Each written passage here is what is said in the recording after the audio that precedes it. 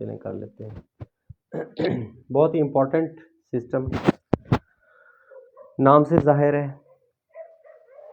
हाँ, इसका ताल्लुक खुराक, खाने पीने से है और एनर्जी से है। सबसे पहले जितने भी जानदार हैं उनको ज़िंदा रहने के लिए और अपने काम काज करने के लिए एनर्जी की ज़रूरत होती है। एनर्जी हम कहाँ से हासिल करते हैं? उसके लिए हम खुराक का सहारा लेते हैं। हमारी खुराक, जो कुछ हम खाते हैं उसको हम कहते हैं न्यूट्रिएंट्स, ठीक है। और न्यूट्रिएंट्स हमारे जो भी चीज़ हम खाएंगे उसमें ऑलमोस्ट ये 6 चीज़ें लाजमी होंगी। कौन कौन सी? 3 चीज़ें ऐसी हैं जिनसे हमें एनर्जी मिलती है और 3 चीज़ें ऐसी हैं जिनसे हमें एनर्जी नहीं मिलती, लेकिन वो हमारी ग़िज़ा का ज़रूरी जुज़ होते हैं और वो लिए जाने बहुत ज़रूरी होते हैं और हमारे बहुत सारे केमिकल रिएक्शंस और बहुत सारे काम जो हैं उनकी मौजूदगी में होते हैं। तो वो 3 अज्जा, 3 न्यूट्रिएंट्स, कार्बोहाइड्रेट, प्रोटीन और लिपिड है। इनको मैक्रो न्यूट्रिएंट्स भी कहते हैं।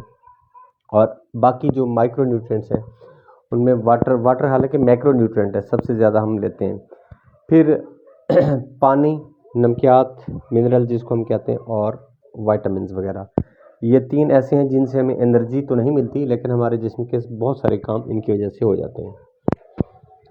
अब ये एनर्जी, सारा सिलसिला है एनर्जी, ये हम हासिल कैसे करते हैं? खुराक हमने खा ली तो फ़ौरन हमें एनर्जी नहीं मिलती।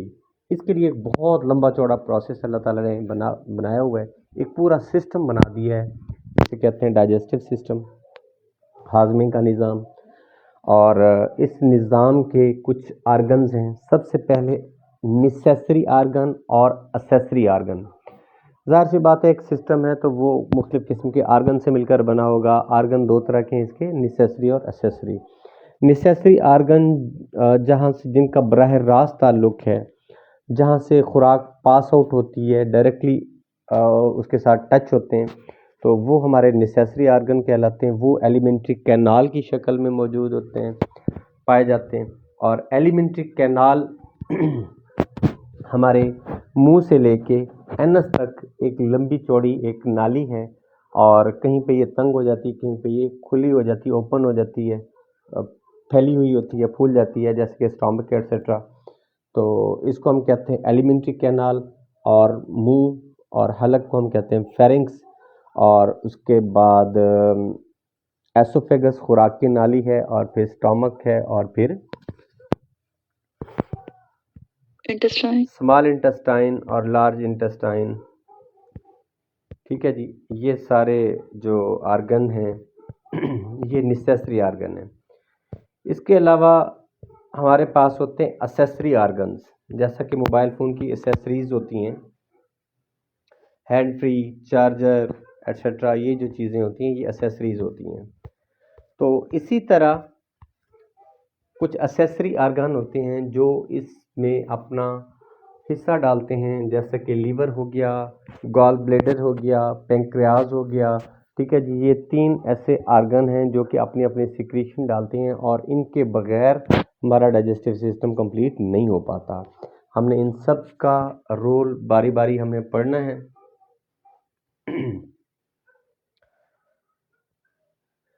ठीक है जी, तो पेज नंबर 311 पे अगर आप आ जाएं, पहले इंट्रोडक्शन था वो आपको बता दिया है।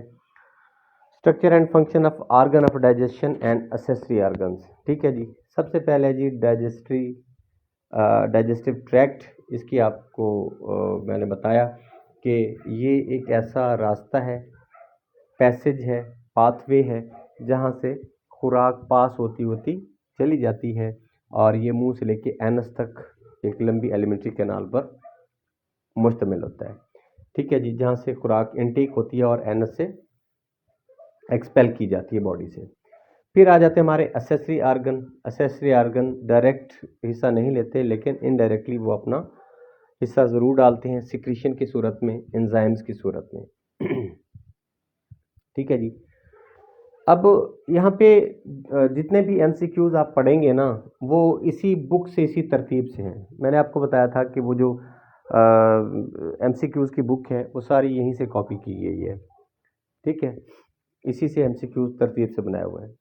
तो डाइजेस्टिव ट्रैक्ट की जो वॉल्स हैं, अंदरूनी दीवारें, याद रख लें। मेम्ब्रेन्स के बारे में, एपिथेलियल टिश्यूज हम पढ़ते हैं, वो चैप्टर अभी हमने छोड़ा है। एपिथेलियल टिश्यू कहाँ कहाँ पाई जाती है? एक तो हमारी स्किन के बाहर, ठीक है, और फिर हमारे जो अंदरूनी आर्गन्स हैं जैसे कि डाइजेस्टिव सिस्टम के आर्गन या रेस्पिरेटरी सिस्टम के आर्गन या खून की नालियाँ, इनको जब ओपन करते हैं ना, इनके अंदर वो लाइनिंग वाली एपिथेलियल होती है, ठीक है। जैसे कि स्टोमक है, स्टोमक को ओपन करेंगे तो या उसको कट करेंगे बाहर से, क्योंकि वो तो एक बैग है, थैला है, उसको जब कट करेंगे अंदर से जो उसकी पहली पहली लेयर होगी वो कहलाएगी लाइनिंग वाली एपिथेलियल टिश्यू, ठीक है जी। अच्छा, अब आगे डायग्राम भी आ रही है, उसको भी हमने देखना है। तो सबसे पहले हमारे पास आ रहे जी म्यूकस मेम्ब्रेन। ये मेम्ब्रेन्स मुख्तलिफ किस्म की हैं, तो इनके ना ज़रा इनको ध्यान से आपने पढ़ना है। ये मैं वर्ड टू वर्ड भी पढ़ देता हूँ ताकि ये याद रह जाए। Mucous membrane so called because its epithelial layer contain many mucus secreting cell. Mucous membrane नाम से ही जाहिर है, एनाटॉमी में सबसे पहले फोकस किया जाता है नाम के ऊपर, जो वर्ड है उसके ऊपर, वहीं से उसकी डेफिनेशन निकलती है। मेम्ब्रेन हम कहते हैं झिल्ली को, बारीक सी लेयर को।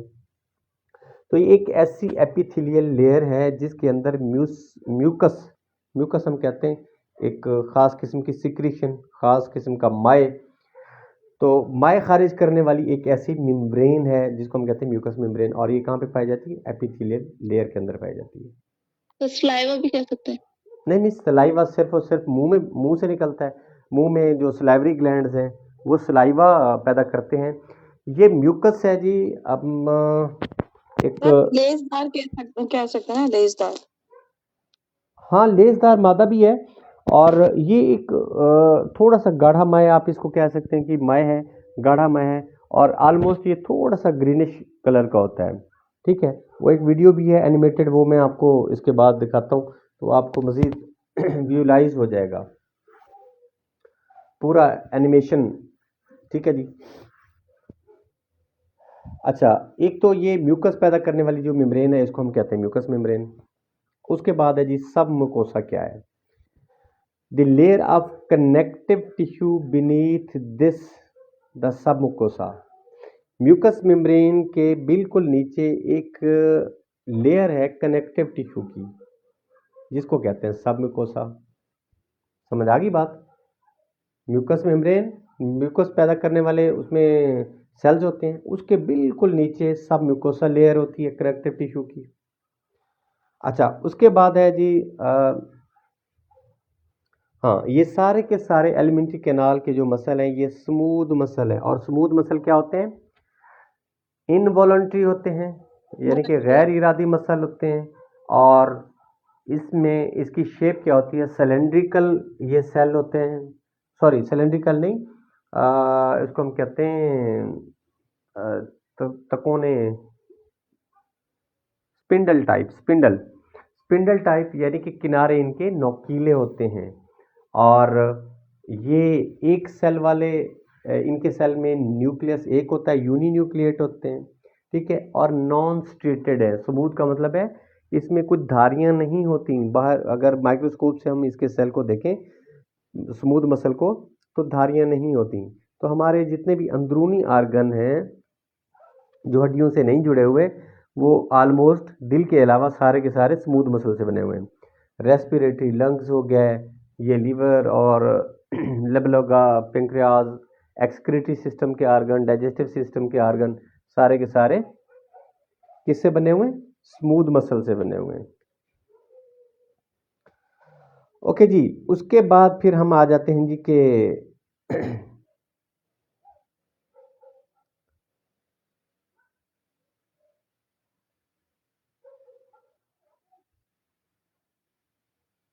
पेरिस्टालसिस। पेरिस्टालसिस मूवमेंट से पहले कि मैं कर रहा हूँ, पेरिस्टालसिस तो बाद में होती है। पेरिस्टालसिस हम कहते हैं कि जी एक ऐसी हरकत है खुराक के जो एक बोलस है। अब ये बोलस से पहले वाली कहानी तो रह जाती है। पेरिस्टालसिस को हम डिस्कस अगर करते हैं तो सबसे पहले खुराक को हम मुंह में तोड़ते हैं, इसको हम या खुराक का लेना, इसको हम कहते हैं इंजेशन। इंजेशन, ठीक है जी, इंजेक्शन नहीं, इंजेशन। और उसके बाद फिर इसको हम अ, हमारा जो मुंह है ना, इसके अंदर कौन कौन से ऑर्गन है? इसमें हमारी टंग है, इसमें हमारे टीथ हैं, इसमें हमारे सलाइवरी ग्लैंड्स हैं, ठीक है। इसका जिक्र करना बहुत ज़रूरी है। इस सारे को सारे हम कहते हैं ओरल कैविटी, ठीक है जी। ओरल कैविटी, टंग की अगर हम बात करें तो इसका फंक्शन क्या है? सबसे पहले टंग के ऊपर होते हैं टेस्ट बड्स। ये क्यों नहीं दिया हुआ? ये शायद आगे होगा इस पे ना।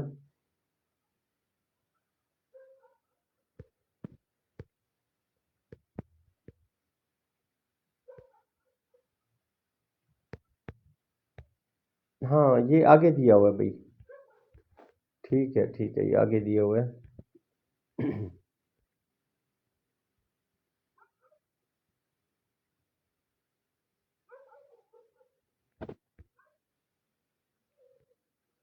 ओके जी, पेरिस्टालसिस के बाद जो एक मेम्ब्रेन का एक म्यूकस मेम्ब्रेन और सीरस मेम्ब्रेन में फ़र्क नहीं पता चल रहा होता, उसको ज़रा आप देख लें। कि म्यूकस में ये सीरस मेम्ब्रेन क्या है? सीरस मेम्ब्रेन हम कहते हैं कि जो हमारे पेट का एरिया, एब्डोमिनल रीजन है ना, वहाँ पे जितने भी आर्गन पाए जाते हैं उनमें एक इजाफी लेयर पाई जाती है। आम आर्गन की बजाय यहाँ पे एब्डोमिनल जो आर्गन है हमारे, वहाँ पे एक एडिशनल लेयर पाई जाती है, उसको हम कहते हैं सीरस मेम्ब्रेन। तो ये भी हमारे पेरिटोनियम का हिस्सा है। पेरिटोनियम क्या है? पेरिटोनियल कैविटी भी इसको हम कहते हैं। जो एब्डोमिनल कैविटी है ना, इसको पेरिटोनियल कैविटी भी कहते हैं। इसके अंदर जो भी आर्गन है उनकी एक इजाफी लेयर होती है, उसको हम कहते हैं सीरस मेम्ब्रेन। तो मेम्ब्रेन का पता चल गया जी आप लोगों को, कौन कौन सी मेम्ब्रेन है? म्यूकस मेम्ब्रेन कौन सी मेम्ब्रेन होती है? एपिथेलियल लेयर, एपिथेलियल सेल्स की लेयर होती है जिसमें म्यूकस खारिज करने वाले सेल होते हैं, उसको कहते हैं म्यूकस मेम्ब्रेन। उसके नीचे एक और कनेक्टिव टिश्यू की लेयर होती है जिसको हम कहते हैं सब म्यूकोसा। और एब्डोमिनल रीजन के जितने भी हमारे आर्गन हैं उनमें इजाफी एडिशनल एक लेयर होती है जिसको आप कहते हैं सीरस मेम्ब्रेन। तो इन तीनों के एमसीक्यूज बने हुए हैं, तो अब फर्क आपको पता चल गया। एमसीक्यूज अब टिक कर लेंगे इनसे। Yes sir, yes sir. Okay जी। अच्छा, अब पेरिटोनियम क्या है? क्योंकि ये डायलिसिस जो है, गुर्दे जब ख़राब हो जाते हैं तो इस पेरिटोनियल कैविटी के अंदर वो एक डायलिसिंग फ्लूइड भी डाला जाता है जो कि इस खून को, इस एरिया के खून को साफ करता है। अच्छा, पेरिटोनियम की ज़रा डेफिनेशन है, वो कहते हैं कि जी ये क्या है कि एक एब्डोमिनल कैविटी है और बहुत ही बारीक, थिन, पतली और चमकदार सिरस मेम्ब्रेन की जो इजाफी लेयर हमने पढ़ी थी। ये एब्डोमिनल रीजन के आर्गन जो हैं उनके ऊपर लिपटी हुई है एक इजाफी, और ये हिस्सा जो है मेम्ब्रेन का, इसको हम कहते हैं पेरिटोनियल या पेरिटल पेरिटोनियम, ठीक है। अच्छा, अब इसमें मजीद वो कहते हैं कि that covering the organ is called visceral peritoneum। अच्छा, अब विजरल, जैसा कि हमारे जो फेफड़े हैं इनके ऊपर भी एक लेयर होती है, उसको हम कहते हैं प्लूरा। और जो स्किन वाली साइड है, स्किन के साथ वो जो देखिए फेफड़े, उसके गिर्द एक गिलाफ है, वो गिलाफ एक तरफ से फेफड़ों की तरफ है और दूसरी तरफ हमारी रिब्स की तरफ है, ठीक है। जो रिब्स की तरफ से वो झिल्ली है उसको हम कहते हैं विजरल प्लोरा। इसी तरह पेट के आर्गन को बाहर से एक, अगर कभी आपने जानवर ज़िबा किया हुआ हो तो बाहर से स्किन वगैरह कट करके अंदर की जानिब एक अलग बारीक वो होती है, एक मेम्ब्रेन होती है, झिल्ली होती है, जिसने इन सारे आर्गन को लपेटा हुआ होता है। एक तरफ से वो आर्गन की तरफ है और दूसरी तरफ वो बाहर पेट के जो मसल्स हैं उनके साथ वो अटैच होती है। उस साइड को कहते हैं विजरल पेरिटोनियम। बात कुछ समझ में आ रही है? जी सर, आपने एक दफा बताया था, इनमें मुझे फर्क बताया था आपने विजरल और पेराइटल के बारे में। तो विजरल का आपने बताया था कि ये सिर्फ ऑर्गन्स के साथ होगा, और पेराइटल का आपने बताया था कि ये मसल्स के साथ या किसी और चीज के साथ भी हो सकता है। हाँ जी, ये देखें ना कि portion of this membrane that lines the abdominal is called parietal, और विजरल जो है दैट कवरिंग द आर्गन। हाँ जी, अगर तो देखें हमारी स्टोमक हो गया, स्मॉल इंटेस्टाइन, लार्ज इंटेस्टाइन, इसकी तरफ जो लेयर है, जो साइड इसकी तरफ इन ऑर्गन को लपेटे हुए ना, अंदर वाली उसकी जो लेयर है आर्गन की तरफ, उसको हम कहेंगे विजरल। और जो बाहर पेट के बैरूनी मसल के साथ वो अटैच है बाहर से, उसको हम कहेंगे विजरल, ओ सॉरी पेरिटल। ठीक है जी सर। सर जी, मतलब कि हम एक पर्दा है, उसके अंदर और बाहर की तरफ हम उसको हाँ काट जी, रहे हैं। अगर अंदर की तरफ होगा तो विजरल है। अंदर वाली साइड से वो स्टोमक के साथ जुड़ा हुआ है, वो हिस्सा उसको हम कहेंगे विजरल। ठीक है, ये डबल लेयर तो भी एक होती मेम्ब्रेन होगी, मेम्ब्रेन होती है ये डबल उसकी, लेयर है। मेम्ब्रेन के जैसे बाहर वाला हिस्सा पेराइटल होगा। मेरी बात सुने, जिस तरह हम कुरान पाक का गिलाफ होता है ना, वो एक कपड़ा दोहरा करके हम लपेट देते हैं, उसकी एक साइड कुरान पाक को टच कर रही होती है और एक साइड बाहर होती है। ठीक है, इसी तरह हमारे आर्गन भी दोहरी मेम्ब्रेन में लिपटे हुए हैं। अंदर वाली जो आर्गन के साथ बरह रास्त टच है वो विजरल कहलाती है, विजरल। और बाहर वाली जो हमारी पेट की कैविटी के साथ अटैच है उसको हम कहते हैं पेरिटल। ठीक है, जी सर, अब हो गया। ओके जी। तो ये कुछ एमसीक्यूज इससे आने के चांसेस थे जो आपको मैंने बता दिया। बाकी इसकी ज़्यादा डिटेल पढ़ने की ज़रूरत नहीं है, वो एक्स्ट्रा हो जाता है। ठीक है ना, जो जो मेन पॉइंट है ना जहाँ से एमसीक्यूज आ सकते हैं वो इसमें हाईलाइट किए हुए हैं और इसी से इन्होंने एमसीक्यूज बनाए हैं, तो ज़्यादा डिटेल इसी से ही आ सकती है। अब हम आते हैं जी के डाइजेस्टिव ट्रैक्ट की तरफ। ट्रैक्ट हम कहते हैं किसी एक नाली को।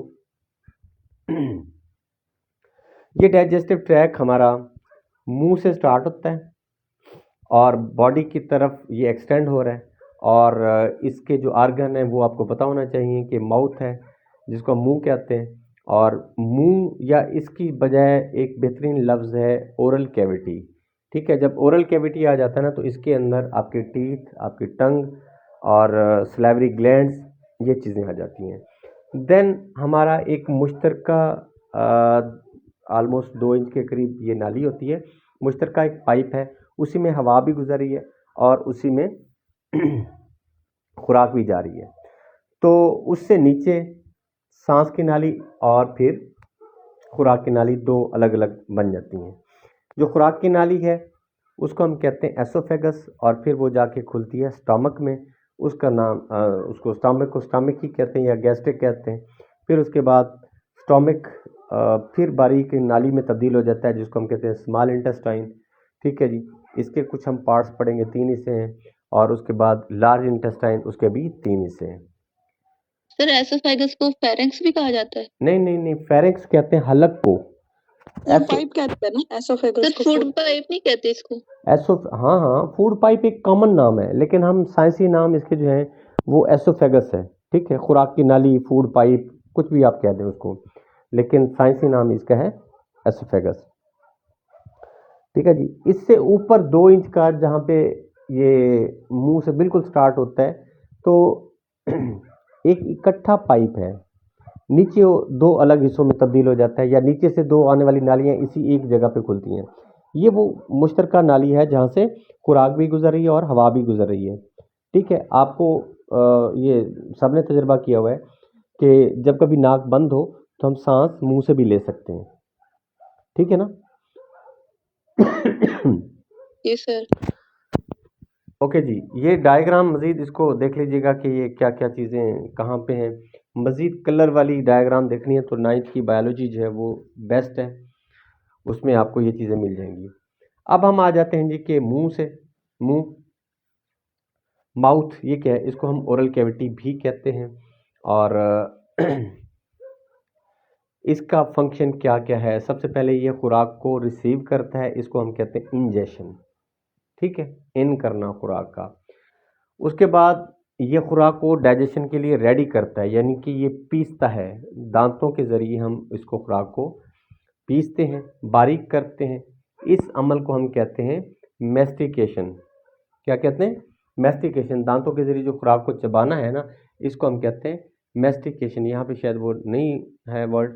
उसके बाद है जी ज़बान। ज़बान क्या करती है कि एक स्ट्रॉन्ग मस्कुलर आर्गन है, और ये एक तो निगलने में मदद देती है, खुराक को लेफ़्ट साइड से राइट साइड में धकेलने में, पीछे धकेलने में मदद देती है।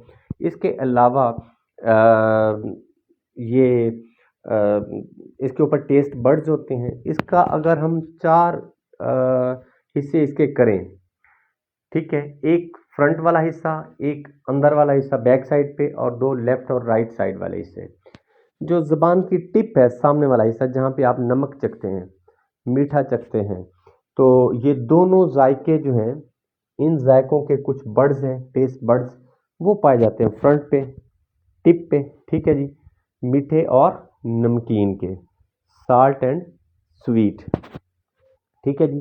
और उसके बाद जो लेफ्ट और राइट साइड पे ज़बान का हिस्सा है, ठीक है, वहाँ पे जायके पाए जाते हैं खट्टे के। ठीक है, खटास होती है वो साइडों पे, वो फील करते हैं जायके। और जब एंड वाला हिस्सा है, निगलने से पहले पहले, वो जायका होता है कड़वा का। आजकल मूंगफली का सीज़न है, मूंगफली हम चबाते हैं, स्टार्ट में हमें नहीं पता चलता कि ये कड़वी है।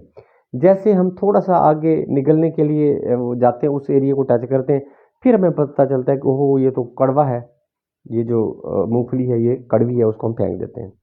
ठीक है जी। तो कड़वे को क्या कहेंगे? सोर क्या? बिटर। सोर कहते हैं खट, सोर कहते हैं खट, हाँ जी। सोर कहते हैं खट्टे को, और कड़वे को कहते हैं बिटर।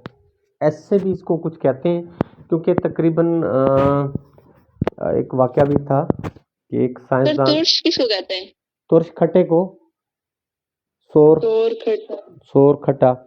क्योंकि ये चारों जायके हैं ना, ये बनते हैं एस से।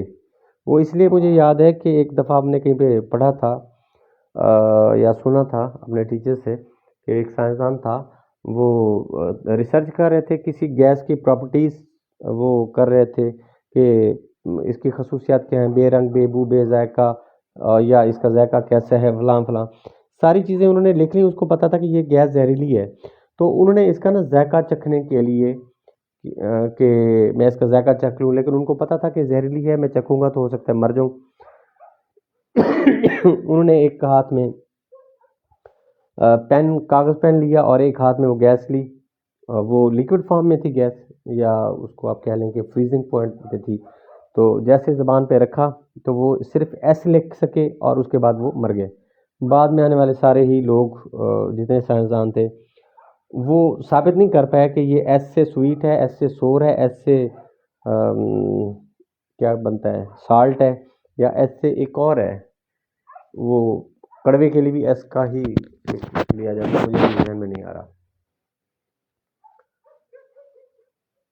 ओके जी। टेस्ट बड्स हमने पढ़ लिए। उसके बाद है टीथ की बारी है जी। बच्चों में 6 साल 7 साल की एज तक उनके जो दांत होते हैं वो 20 होते हैं, और जब बड़े होते हैं तो उसके बाद दांत हमारे, उनको हम कहते हैं मिल्की टीथ, मिल्क वाले जो निकल जाते हैं, या उसको हम कहते हैं टेम्परेरी टीथ। फिर आ जाते हैं हमारे परमानेंट टीथ, और ये तकरीबन होते हैं 32। और 32 तब होते हैं जब आखिर में 2 ऊपर और 2 नीचे मोलर या दाढ़ें निकल आती हैं, उनको हम कहते हैं विजडम मोलर या अक्ल दाढ़ जिसको हम कहते हैं, तो वो आ जाती है। बाज़ का तो वो काफ़ी अच्छे तक नहीं भी आती, जैसा कि मेरी अभी तक नहीं आई। ठीक है जी। तो लेकिन ये है कि कुछ लोग, आप लोगों में से भी हो सकता है किसी की वो ना ही हो, तो इसका ताल्लुक हरगिज़ हरगिज़ अक्ल से नहीं है। कोई ये ना ये ना समझें कि जी अच्छा अक्लदार नहीं है तो अभी मेरे में अक्ल नहीं आई। वो अक्लदार इसलिए कहते हैं कि जब आप मैच्योर हो जाते हैं, बड़े हो जाते हैं, तब ये उस एज में निकलती हैं। खैर अब इनकी थोड़ी सी अगर आप गौर करें शीशे में, तो सामने वाले दो बड़े दांत आपको नजर आएंगे एक जैसे, लेफ्ट और साइड बिल्कुल सेंटर में। इनको हम कहते हैं इंसाइज, सेंट्रल इंसाइजर। इनके लेफ्ट और राइट पे दो दांत हैं जो एक जैसे हैं, थोड़े से इनसे बारीक हैं।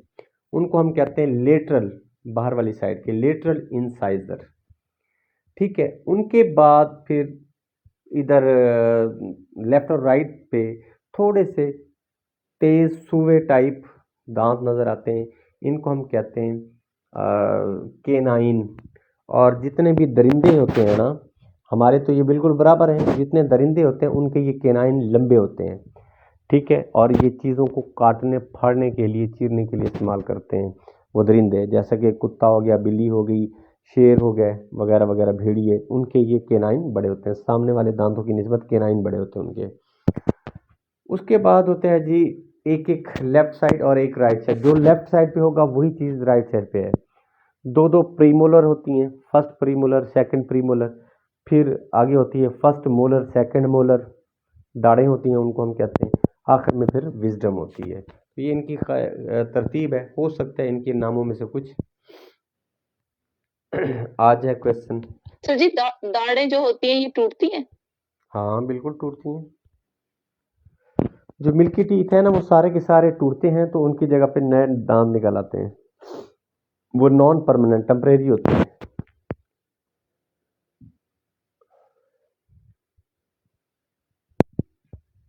ठीक हो गया जी। उसके बाद इनको बहुत ज़्यादा अगर आप देखें तो कर लीजिएगा रीड, अदरवाइज ज़रूरत नहीं है।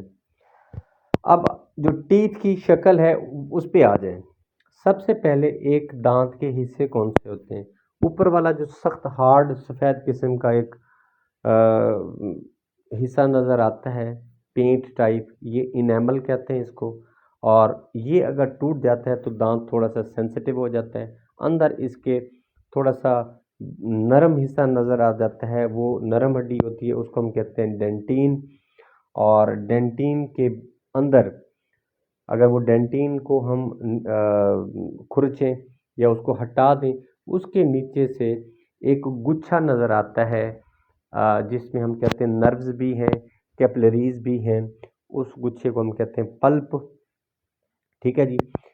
और फिर दांत की, अगर सामने वाले दांत हैं 6 ऊपर 6 नीचे, ठीक है जी, तो इनको हम कहते हैं इंसाइजर, और या इसको हम कहते हैं एंटीरियर।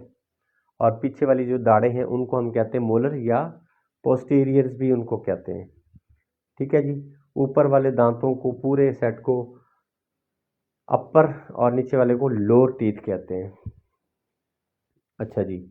उसके बाद इसके कुछ रूट्स होती हैं। अगर मोलर हैं तो उसकी रूट्स होती हैं, 2 रूट्स भी होती हैं, 4 भी होती हैं। जो बड़ी बड़ी मोलर हैं पीछे, उनकी 4 रूट्स होती हैं, 2 एक साइड पे, 2 दूसरी साइड पे। ठीक है जी। उनकी हर रूट में ये वेन्स, आर्टरी और वेन्स दोनों, यानी कि वो बारीक बारीक कैपिलरीज वहाँ पे जा रही हैं। एक बारीक आर्टरी जा रही है, फिर वेन आ रही है, ऊपर कैपिलरीज बन रही हैं, और वहीं पे ही जो हमारी नर्व जा रही है जो कि पेन को फील करने या किसी और चीज़ को फील करने के लिए जा रही है, ठंडा गर्म को वगैरह। तो इन तमाम के गुच्छे को हम कहते हैं पल्प। ठीक है जी। आप लोगों में से किसी ने कोई रूट कैनाल ट्रीटमेंट करवाई हो तो उनको पता होगा, RCT उसको कहते हैं, रूट कैनाल ट्रीटमेंट। तो डेंटिस्ट हैं वो क्या करते हैं, एनेमल को ओपन करते हैं। अच्छा, उसके अंदर फिर डेंटिन को भी वहाँ से रिमूव करते हैं, फिर वो पल्प आ जाता है। तो पल्प को उनके पास जो इंस्ट्रूमेंट होते हैं उनसे वो रिमूव कर देते हैं, हटा देते हैं। जो नर्व है उसको कट कर देते हैं, और खून का रास्ता नीचे से कट हो जाता है, नर्व जब आती ही नहीं है तो वो दांत जो है उसको फील नहीं होता पेन। लेकिन इस तरह मोस्टली लोग इसको डेड कर देते हैं कि इसकी खून की सप्लाई बंद कर देते हैं अंदर फिलिंग करके।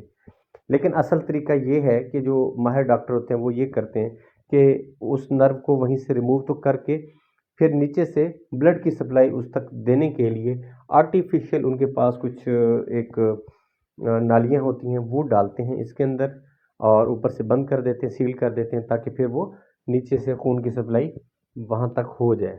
तो वो ज़्यादा अच्छा काम है। जी जी सर, इसी तरह करते हैं, मैंने करवाई है। हाँ जी। तो एक्चुअली मैं खुद एक काफ़ी अर्सा मैंने ये डेंटल का काम किया है, तो इसके दांत बनने से लेके बहुत सारा मतलब इस फील्ड में मैं काफ़ी रहा हूँ। टीचिंग और ये दो फील्ड ऐसी हैं जिसमें मैं ज़्यादा अर्सा मैंने काम किया है, इसलिए मुझे इसकी ज़्यादा डिटेल पता है। तो बहरहाल उस फील्ड में फिर मैं नहीं गया टीचिंग साइड पे फिर मैं आ गया। अब आ जाता है जी सलाइवरी ग्लैंड्स। नाम से जाहिर है ये छोटे छोटे कुछ ग्लैंड्स होते हैं और इनकी कुछ लोकेशन होती हैं। दो ग्लैंड पाए जाते हैं ज़बान के नीचे छोटे से, उसको हम कहते हैं, क्या कहते हैं, सबलिंगुअल। सबलिंगुअल, ठीक है जी। और दो हमारे पाए जाते हैं जो निचला जबड़ा है इसके एंड पे आखिरी मोलर के साथ, ठीक है।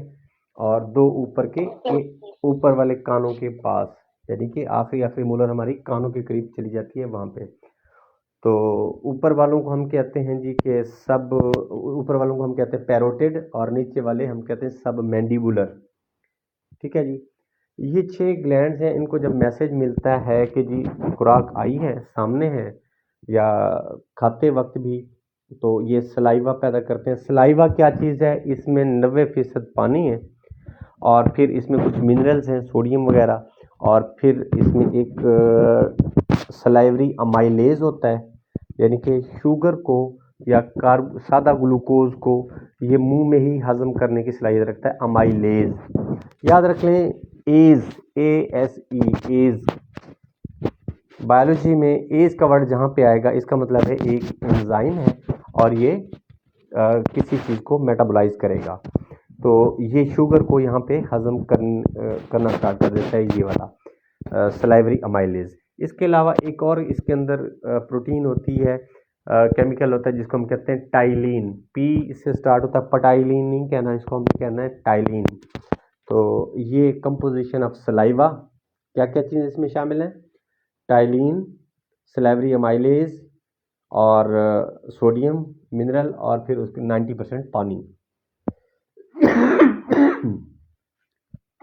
ठीक हो गया जी। इसके अलावा सलाइवा का काम क्या है कि खुराक को लुब्रिकेट करना और निगलने के प्रोसेस को आसान बनाना, ठीक है जी। चबाने को हम कहते हैं जी मैस्टिकेशन और निगलने को कहते हैं डेग्लूटेशन, ठीक है। सिर्फ अल्फाज चेंज हैं, बाकी कोई मुश्किल नहीं है। अब ये देखें कि जितने भी काम आप कर रहे हैं, इंजेशन, मैस्टिकेशन, डेग्लूटेशन, इनको याद करते जाना है आपने। खुराक आपने अब चबा ली, चबाने के बाद फिर क्या होगा, खुराक कहाँ जाएगी, आपके हलक में आएगी, ठीक है जी। हलक एक मुश्तरका नाली है। अच्छा, हलक में से अब इसने जाना है सामने सामने। अगर आप अपने नेक के ऊपर हाथ रखें तो ये लेरिंग्स है, सांस की नाली है, इसके बिल्कुल पीछे है खुराक की नाली। जैसे दो उंगली हैं आगे पीछे हैं, बिल्कुल इसी तरह। अब खुराक ने गिरना है सांस की नाली में, तो वहाँ पे एक मस्कुलर आर्गन है छोटा सा, वो एक ढकना सा होता है जिसको हम कहते हैं अल्वा या एपिग्लोटस भी कहते हैं उसको। तो वो सांस की नाली को ऊपर कवर कर देता है और इसके ऊपर मूव करता हुआ ये जो बोलस है, जो चबाने के लिए लुकमा है ना, जब वो गोल उसमें लुब्रिकेट हो चुका होता है और उस चबाने के लिए रेडी होता है, उसको कहते हैं बोलस। और वो बोलस लुढ़कता हुआ इस ढकने के ऊपर से खुराक की नाली में इंटर हो जाता है। एसोफेगस, एसोफेगस में जब आता है तो फिर इसकी हरकत स्टार्ट हो जाती है, पेरिस्टालसिस मूवमेंट। कौन सी हरकत? पेरिस्टालसिस मूवमेंट शुरू हो जाती है। अच्छा, पेरिस्टालसिस मूवमेंट क्या है कि इसको समझने के लिए कि अगर आपके पास कोई एक इलास्टिक का पाइप है, कोई एक प्लास्टिक का या रबड़ का पाइप है हमारे पास, उसके अंदर कोई चीज़ फंस जाती है, फिर हम उसको क्या करते हैं, उसको पीछे से दबाते हैं, वो फिर चीज़ आगे मूव करती है, फिर पीछे से दबाते हैं, वो आगे मूव करती है, यहाँ तक कि वो आगे निकल जाती है, चली जाती है। इसको हम कहते हैं पेरिस्टालसिस मूवमेंट। और ये मसल्स पीछे से सिकुड़ते जाते हैं तो वो खुराक आगे चलती चली जाती है। ये एक लहर सी होती है और ये तकरीबन एसोफेगस 10 इंच इसको हम कहते हैं या 25 सेंटीमीटर बनता है, इसकी लेंथ है। ये भी सवाल पूछा जा सकता है। तो ये जाके खुलता है स्टोमक में। अब स्टोमक का ये वाला हिस्सा दिल के बिल्कुल साथ होता है, ठीक है जी, और लेफ्ट साइड पे स्टोमक पाया जाता है, लेफ्ट साइड से कर्व होकर राइट की तरफ आ रहा है, ठीक है। जे शेप होता है, जैसे हम जे अंग्रेजी का लेटर लिखते हैं जे, उसी तरह से इसका थोड़ा सा कर्व है, ठीक है जी। अब दिल के पास इसकी जो ओपनिंग है, यानी कि जहाँ पे एसोफेगस ओपन हो रहा है स्टोमक में, यहाँ पे एक वाल्व लगा होता है और इस हिस्से को कहते हैं कार्डिक स्फिंक्टर या कार्डिक एंड इसको बोलते हैं। स्फिंक्टर हम कहते हैं किसी सुराख को, ओपनिंग को, जो ओपन हो जाती है और क्लोज हो जाती है, ठीक है जी। और वाल्व का काम क्या होता है, जैसे कि हमारे ये रूटर में, नलकों में वाल्व लगा होता है, उसका काम है जी, एक तरफ से चीज़ आ रही है तो उसको वापस ना जाने देना। जैसे कि पानी रूटर से ऊपर की तरफ तो आ रहा है लेकिन वो नीचे नहीं जाता, जब वाल्व लीक होगा तब वो वापस पानी नीचे ज़मीन की तरफ चला जाएगा। अब खुराक ऊपर से नीचे तो जा रही है, जैसे ही नीचे जाएगी तो वाल्व बंद हो जाएगा, लेकिन बाज़ औक़ात क्या होता है, कोई प्रॉब्लम हो जाता है तो ये पेरिस्टालसिस की मूवमेंट रिवर्स हो जाती है, वो वाल्व ओपन हो जाते हैं और फिर वो वॉमिटिंग हो जाती है, ठीक है जी। ये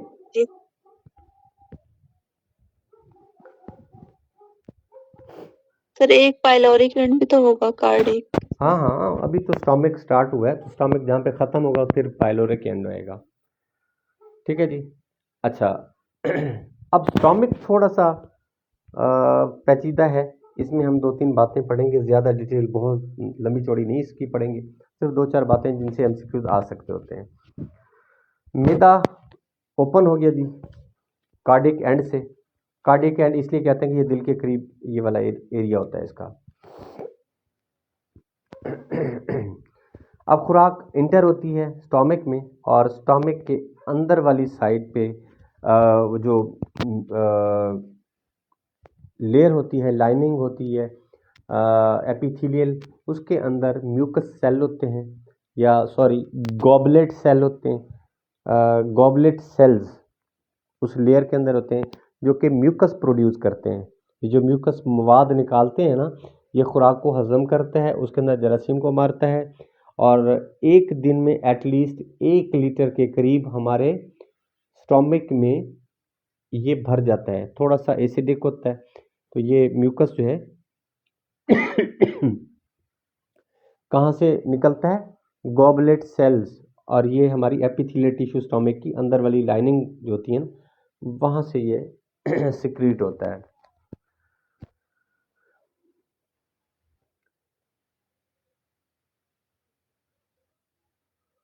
अच्छा, अब जे शेप का वो कहते हैं कि जी इसके 2 कर्व होते हैं, लेफ्ट साइड पे एक कर्व है, फिर आगे जाके राइट साइड पे ये कर्व हो रहा है। तो लेफ्ट साइड वाला ज़रा बड़ा कर्व होता है, इसको कहते हैं ग्रेटर कर्वेचर, और राइट साइड वाला ज़रा थोड़ा सा छोटा इसका खम होता है, उसको कहते हैं लेसर कर्वेचर, ठीक है। और लेसर कर्वेचर के बाद फिर ये स्मॉल इंटेस्टाइन में खुलता है और उस एंड को कहते हैं जी पाइलोरिक एंड या पाइलोरिक स्फिंक्टर भी कहते हैं।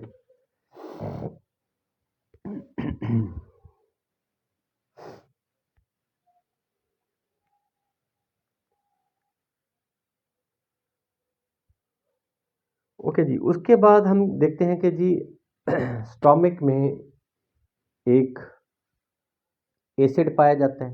ये जो गैस्ट्रिक जूस है जिसको हम कहते हैं, ये निकलता है आपके स्टोमिक की एपिथेलियल टिश्यूज से निकलता है गैस्ट्रिक जूस इसको, क्योंकि स्टोमिक से निकल रहा है, स्टोमिक का जूस है, इसलिए इसको हम कहते हैं स्टोमिक का जूस या गैस्ट्रिक जूस। गैस्ट्रिक का मतलब स्टोमिक। अच्छा इस गैस्ट्रिक जूस के अंदर क्या क्या चीज़ें पाई जाती हैं? नंबर 1 इसमें होता है जी हाइड्रोक्लोरिक एसिड, और फिर इसके अलावा होते हैं पेप्सिन। एक्चुअली वो पेप्सिनोजिन होता है इनएक्टिव फॉर्म में, लेकिन HCl के साथ मिलते हैं तो वो पेप्सिन में तब्दील हो जाता है। अब HCl और पेप्सिन दोनों क्या करते हैं कि खुराक को एक तो थोड़ा सा एसिडिक बना देते हैं, और खुराक के अंदर जो पेप्सिन है ये अमाइनो एसिड्स को खुराक के अंदर जो प्रोटीन है उसको थोड़ा डिज़ोल्व करती है। अच्छा उसके बाद फिर कोई बैक्टीरिया, कोई जर्म्स वगैरह आ जाते हैं तो उनको भी ये रिमूव कर देते हैं, मार देते हैं, ख़त्म कर देते हैं। अच्छा अब मैदा अपना वो गैस्ट्रिक जूस या गैस्ट्रिक एंजाइम्स भी इसको आप कह सकते हैं, वो उस खुराक के साथ जो चबाई हुई खुराक बोलस इंटर हो रहे होते हैं उसको मिक्सअप करता है, पीसता है। एक मस्कुलर कॉन्ट्रैक्शन होती है थोड़ी थोड़ी देर बाद, और वो खुराक मिक्सअप हो रही होती है उस लिक्विड में। ये करते कराते काफ़ी टाइम ये चलता रहता है। उसके बाद वो खुराक बिल्कुल एक गाढ़े शोरबे की तरह, क्योंकि हमने पानी पिया होता है, वो गैस्ट्रिक जूस भरा होता है वो भी, और खुराक लुब्रिकेट होती है, ये सारी चीज़ें मिक्सअप होकर एक गाढ़ी गाढ़ी ग्रेवी की शक्ल अख्तियार कर लेती हैं, और उसके बाद स्टोमिक उस खुराक को थोड़ा थोड़ा करके स्मॉल इंटेस्टाइन की तरफ भेजता है। इस अमल को क्या, अच्छा वो उस खुराक को जो एक शोरबे की शक्ल अख्तियार कर लेती है उसको हम कहते हैं काइम, CHYME काइम। ठीक है जी। अच्छा काइम अब पाइलोरिक एंड से ये जा रही है स्मॉल इंटेस्टाइन की तरफ। ठीक है जी। अब हम आते हैं जी कि स्मॉल इंटेस्टाइन क्या है। अच्छा मैदे की इस हरकत को हम कहेंगे चर्निंग। वो जो मैदे की मस्कुलर कॉन्ट्रैक्शन है ना, वो प्रेस कर रहा है उस खुराक को, पीस रहा है, उसको हम कहते हैं चर्निंग। अच्छा दांतों की हरकत को हम पीसने के अमल को हमने क्या कहा था? मैस्टिकेशन। और हाँ जी, और स्टोमिक जो उसको पीस रहा है उसको हम कहते हैं चर्निंग। अब आ जाता है जी हमारे पास स्मॉल इंटेस्टाइन। स्मॉल इंटेस्टाइन क्या है? नाम से ही जाहिर है, ये तकरीबन 2.5 सेंटीमीटर, एक मिनट सॉरी, ये तकरीबन 20 फुट या 6 मीटर के करीब जी हमारे पास एक लंबी एक नाली ट्यूब होती है। इसके 3 हिस्से हैं। पहला जो इसका तकरीबन, अच्छा इसका जो डायमीटर है ना, वो इतना ही है जितना हमारे पास पानी छिड़कने वाला पाइप होता है, रूटर के साथ लगा होता है। 1 इंच इसका अंदरूनी डायमीटर होता है, तकरीबन इतना ही साइज होता है इसका, इतनी अंदर से ये खुली होती है। इसके अंदर वाले हिस्से को हम कहते हैं ल्यूमन, जो अंदर इसका खला है उसको हम कहते हैं लूमन, LUMAN, लूमन। अच्छा अब इसके स्मॉल इंटेस्टाइन के हमने 3 हिस्से किए।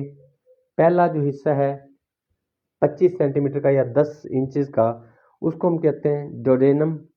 उसके बाद अगला हिस्सा है उसको हम कहते हैं जेजुनम, और फिर आखिरी हिस्सा जो उसको हम कहते हैं इलियम। तीनों की आपने, एक तो इसकी फुल लेंथ आपने याद करनी है, 6 मीटर या 20 फुट के करीब होती है। पहला 10 इंच का हिस्सा डोडेनम है, और उसके बाद फिर जेजुनम और इलियम का आपने मेजरमेंट, ये उस बुक में ज़्यादा क्लियर लिखी होगी 9th वाली बुक में, वहाँ से देख लीजिएगा कि जो जेजुनम है उसकी ज़्यादा है और इलियम है उसकी कितनी है, दोनों को देख लीजिएगा। इन तीनों में सबसे इम्पोर्टेंट डाइजेस्टिव सिस्टम के लिहाज से वो है जी डोडेनम।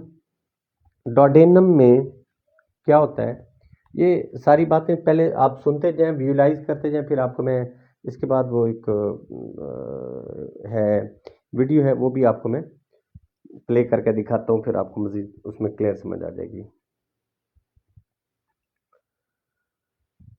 अच्छा, उस डोडेनम में जो हमारे एक्सेसरी आर्गन है, यहाँ तक तो बात चली थी ना, नेसेसरी आर्गन जो थे हमारे ज़रूरी, इसके साथ जो एक्सटर्नल एक्सेसरी आर्गन है ना, वो अब एक्टिव हो जाते हैं। इस सारे प्रोसेस को ब्रेन कंट्रोल कर रहा होता है, हमारा नर्वस सिस्टम, और साथ एंडोक्राइन सिस्टम वो भी एक्टिव हो रहा होता है। तो नर्वस सिस्टम पैगाम देता है जी आपके पेंक्रियाज को कि भाई खुराक आ गई है। ये डिपेंड करता है कि हमने प्रोटीन ज़्यादा खाई हुई है, तो जो हमारा पेंक्रियाज या लबलब है वो पेंक्रियाज जो है वो आपको प्रोटीन को हजम करने का जो एक एंजाइम है उसको ज़्यादा खारिज करेगा। अगर हमने मीठा या कार्बोहाइड्रेट ज़्यादा खाया है तो वो अमाइलेज को ज़्यादा वो करेगा। अच्छा, अब ये पेंक्रियाटिक जूस एक निकलता है, आगे आता है एक नाली में जिसको हम कहते हैं पेंक्रियाटिक डक्ट। अब यहाँ पे एक सवाल पैदा होता है कि पेंक्रियाज एक डबल ग्लैंड है, एंडोक्राइन ग्लैंड भी है और एक्सोक्राइन ग्लैंड भी है। वो ग्लैंड जो अपनी सिक्रीशन बरह रास्त खून में डालते हैं उनको हम कहते हैं एंडोक्राइन ग्लैंड, और वो ग्लैंड जो अपनी सिक्रीशन या अपने हार्मोन्स या अपने एंजाइम्स डायरेक्ट खून में नहीं डालते बल्कि एक किसी नाली में डालते हैं तो उसको हम कहते हैं एक्सोक्राइन ग्लैंड। तो लबलबे का ये हिस्सा जो एक नाली में अपनी सिक्रीशन डालता है, ये एंडोक्राइन होगा या एक्सोक्राइन होगा?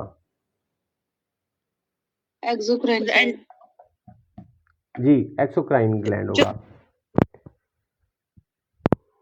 ओके जी। तो पेंक्रियाटिक जूस में तीन चीज़ें हैं जी, अमाइलेज, लाइपेज और ट्रिप्सिन। आपको एज का बताया कि ये एंजाइम्स होते हैं। अमाइलेज कार्बोहाइड्रेट को हजम करेगा, मेटाबोलाइज करेगा, तोड़ेगा।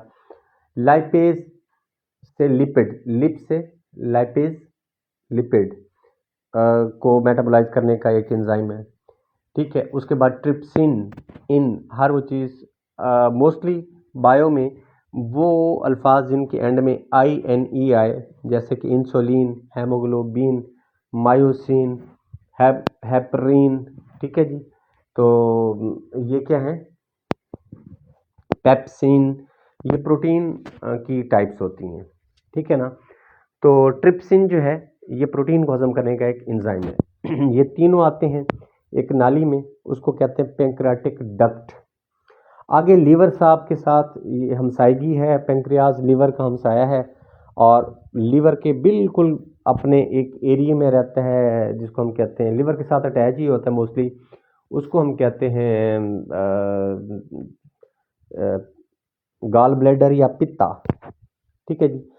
अब लिवर एक सिक्रीशन पैदा करता है, वो भी एक्टिव होता है, उसको हम कहते हैं बाइल, ठीक है जी। जो सिक्रीशन लीवर पैदा करता है, जिगर पैदा करता है, उसको हम कहते हैं बाइल या उर्दू में सफरा कहते हैं।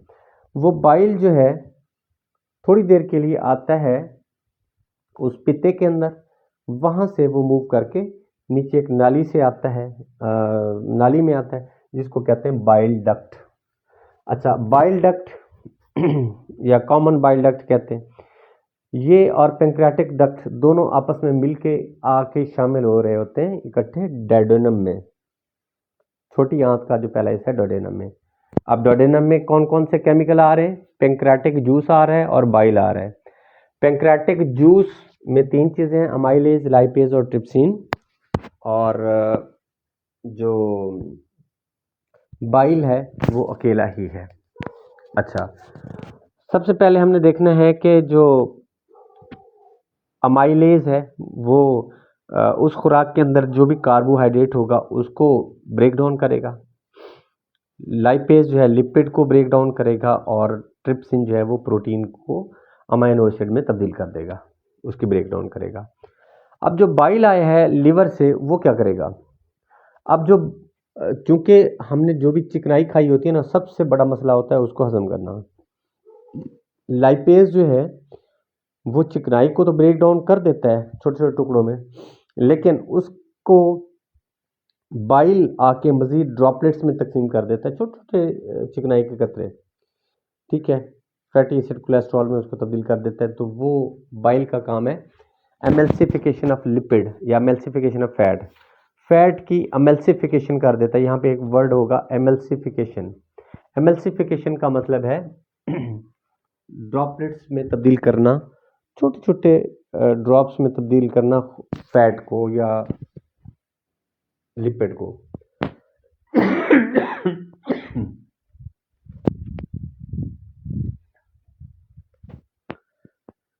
ठीक है जी, यहां तक क्लियर है?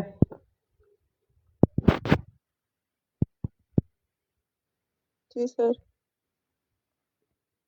ओके जी, उसके बाद अगला हिस्सा आ जाता है जेजुनम का।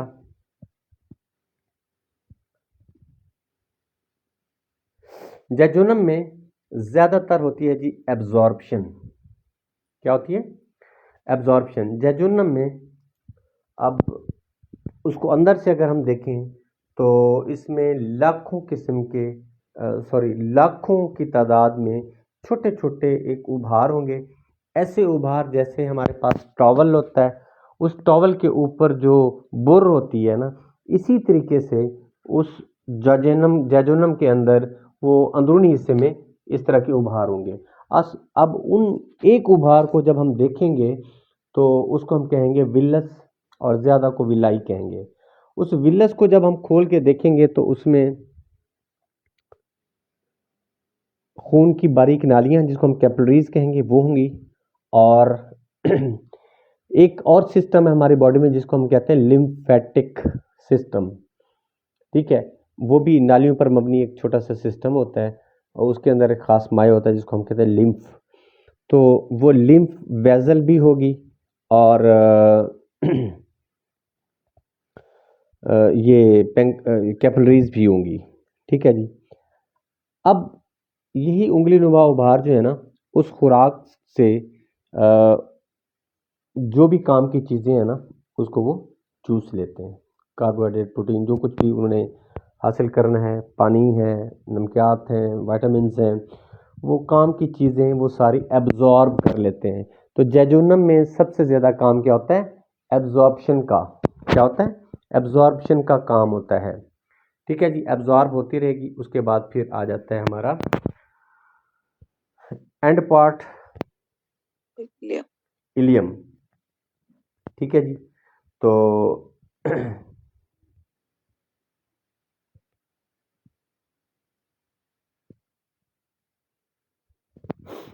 इलियम के अंदर कोई इतना खातिर खा कोई काम उसका है नहीं, बस उसके अंदर भी खुराक गुजरती हुई जाती है। हरकत वही होती है, पेरिस्टालसिस मूवमेंट के ज़रिए आगे जा रही होती है और थोड़ी बहुत जो एब्जॉर्प्शन होती है वो वहाँ पे हो जाती है। अब खुराक आती है जी हमारे पास एंड पे लार्ज इंटेस्टाइन में। ठीक है जी, लार्ज इंटेस्टाइन ये तकरीबन इसका जो डायमीटर है वो तकरीबन 2.5 इंच है। यानी कि जो हमारा स्मॉल इंटेस्टाइन थी उसका 1 इंच अंदर से डायमीटर था। वो पानी वाले पाइप को अगर आप देख लें अंदाजे से, उसको तकरीबन 2.5 गुना कर लें आप। ठीक है जी, तो वो अंदर से 6 गुना पाइप बड़ा जो बनता है, इतनी इसकी जी डायमीटर होता है और इसकी टोटल लंबाई होती है 5 फुट या 1.5 मीटर, जिसको आप कह सकते हैं ये है।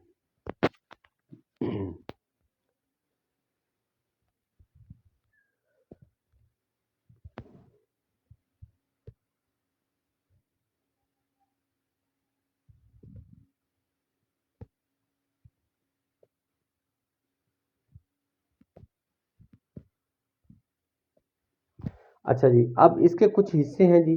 पहला हिस्सा इसको हम कहते हैं, एक छोटा सा पाउच टाइप होता है, इसको हम कहते हैं लार्ज इंटेस्टाइन के भी 3 हिस्से हैं, सेकम और फिर आगे कोलून है और फिर एंड पे रेक्टम है। अच्छा अब जो कोलून है ना, इसके मज़ीद तीन हिस्से हैं। सबसे पहले असेंडिंग कोलून, कोलून यानी कि नीचे से ऊपर की तरफ जा रहा है, फिर ऊपर से सीधा हो जाता है ट्रांसवर्स कोलून, और फिर एंड पे नीचे की तरफ वापस आ रहा है राइट साइड पे, उसको हम कहते हैं डिसेंडिंग कोलून। और डिसेंडिंग के बाद फिर ये आगे थोड़े से इसके हिस्सा होता है आखिर में जो रेक्टम में खुलता है, उसको हम कहते हैं सिग्मोइड कोलून। यानी कि स्मॉल इंटेस्टाइन के तीन हिस्से हैं। कौन कौन से? सेकम, कोलोन और रेक्टम। जो दूसरा हिस्सा है कोलोन, उसके चार हिस्से हैं। यानी कि स्मॉल इंटेस्टाइन से ये निचली साइड से ये स्टार्ट होती है और बिल्कुल ऊपर की तरफ जाती है, ठीक है।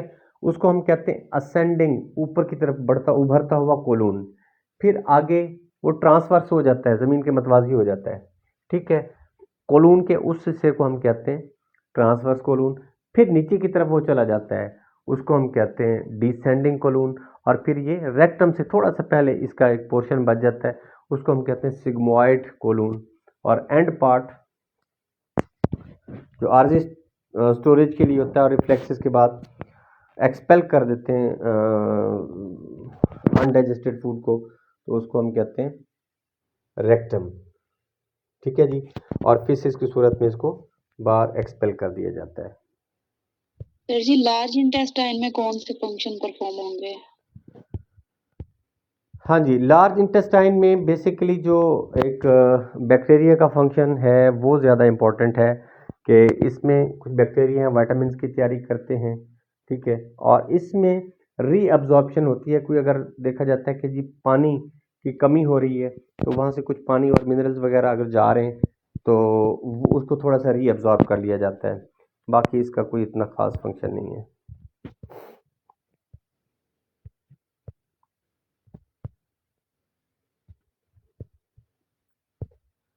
ओके जी। बाकी इधर इन्होंने कुछ ये पैंक्रियाज और उसके फंक्शन, लिवर के फंक्शन को ज़्यादा डिटेल से दिया हुआ है। ज़रूरी इतना था जितना मैंने इसका फंक्शन थोड़ा थोड़ा आपको बता दिया।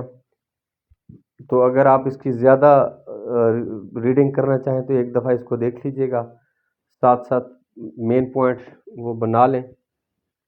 अदरवाइज़ ये इतना ही है। अब हम आते हैं इसके जो MCQs नहीं है बल्कि शॉर्ट क्वेश्चन है। जी, इनमें से कोई अगर क्वेश्चन आपको ना, अच्छा जी, आखिर में एक टेबल दिया हुआ है 333 पेज पे, 333 पेज पे, इसको ज़रा हम देख लेते हैं। Chemical digestion. अच्छा हाँ, डाइजेशन दो तरह से होती है, एक होती है मैकेनिकल और एक होती है केमिकल। मैकेनिकल हम कहते हैं हरकत के ज़रिए और केमिकल कहते हैं मुख्तलिफ केमिकल्स के ज़रिए। हरकत दो तरह की होती हैं, दांतों के ज़रिए मैस्टिकेशन, और स्टोमिक जो उसको पीसता है उसको कहते हैं चर्निंग। फिर बाकी बच जाती है केमिकल। केमिकल सलाइवा से लेके स्टोमिक के अंदर जो ग्लैंड्स वो होते हैं, HCl हो गया, पेप्सिन हो गया, गैस्ट्रिक जूस हो गया, या उसके बाद फिर डार्डेनम में आके गैस्ट्रिक ये पैंक्रियाटिक जूस और बाइल, वो चीज़ें भी केमिकल डाइजेशन में हिस्सा लेती हैं। अब हम इस टेबल को अगर देखें तो पहले नंबर पे वो कहते हैं डाइजेस्टिव जूसेस और एंजाइम्स कौन कौन से, सलाइवा। फिर आगे उसके सलाइवा क्या करता है, जो किन चीज़ों को डाइजेस्ट करता है। फिर उसके बाद फिर रेस्टिंग प्रोडक्ट क्या बन जाती है, थोड़ा ज़्यादा डिटेल है। आप रेस्टिंग प्रोडक्ट को छोड़ दें तो सिर्फ ये देखें कि कौन सी चीज़ किसको हजम कर रही है। सलाइवा स्टार्च यानी कि पॉलीसेक्राइड, ये शुगर की टाइप्स हैं या ग्लूकोज की टाइप है, उसको हजम करता है। अमाइलेज भी इसी को हजम करता है, ये सलाइवरी अमाइलेज होगा। उसके बाद मैदे के अंदर कौन से जूस होते हैं जी, गैस्ट्रिक जूस है। गैस्ट्रिक जूस में प्रोटीएज जूस है या प्लस हाइड्रोक्लोरिक एसिड है। तो ये प्रोटीएज जो है ये पेप्सिन का दूसरा नाम है, तो ये प्रोटीन को हजम करते हैं, ठीक है। उसके बाद पैंक्रियाटिक जूस की अगर हम बात करें, पैंक्रियाटिक जूस ये ट्रिप्सिन और लाइपेज जो है ये लिपिड्स को, ट्रिप्सिन जो है ये प्रोटीन को हजम करती है, लाइपेज लिपिड की एमल्सिफिकेशन करता है, और अमाइलेज स्टार्च को या कार्बोहाइड्रेट को तोड़ता है।